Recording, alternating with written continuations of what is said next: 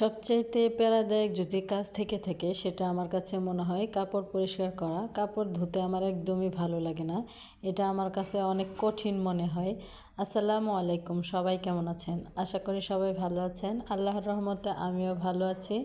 তো কয়েকদিন তো অনেক বৃষ্টি থাকলো, আর কাপড় ধুয়ে ছাদে গিয়ে দেখি সবাই একদম কাপড় চোপড় নেড়ে দিয়েছে, একদম কোথাও জায়গা নেই। তো বাধ্য হয়ে আবার দড়ি টানাতে হলো। দড়ি টানিয়ে যে কাপড়গুলো পরিষ্কার করে ছাদে দিয়ে আসলাম। এদিকে কি হয়েছে, ছাদ থেকে এসে এই যে মাছ নিয়ে রেখেছিলাম, আমি বাসায় থেকেই এটা নিয়েছিলাম, শুধুমাত্র একটা নিয়েছি রান্না করব বলে। দুইটা নিয়েছিলাম আমার বোন আর আমি। তো এই যে এদিকে ছাদ থেকে এসে দেখি আমার মেয়ের অবস্থা, লিপস্টিক পুরা মুখে মেখে আছে।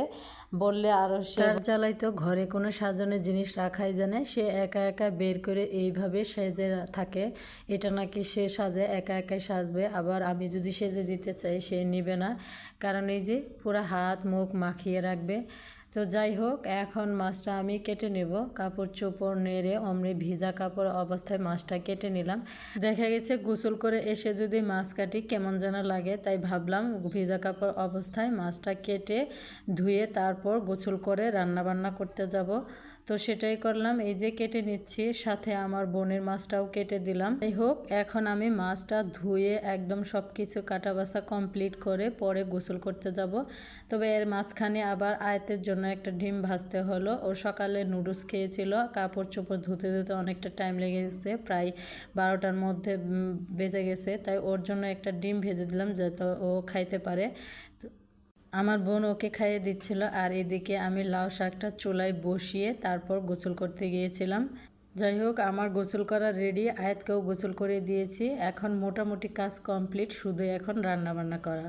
রান্নাবান্না খুব তাড়াতাড়ি হয়ে যাবে, কারণ আমি সব কিছু রেডি করে রেখে গিয়েছি, এখন শুধু রান্না করব। এই যে শাক সিদ্ধ করে রেখে গিয়েছিলাম, ওগুলো এখন তেলে ভেজে নিয়ে আমি মাছ রান্না বসিয়ে দিব।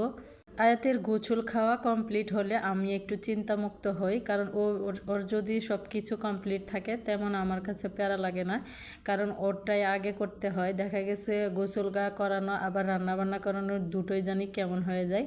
যেহেতু ওকে আমি কমপ্লিট করাইতে পারছি, তাহলে অতটা আর চিন্তা নেই, এখন শুধু রান্না করব। রান্নাটা কমপ্লিট হলেই চলে যাবে, কারণ আমিও গোসল করে নিয়েছি, কোনো কাজ নেই তেমন, রান্না হলেই আমার কাজ শেষ।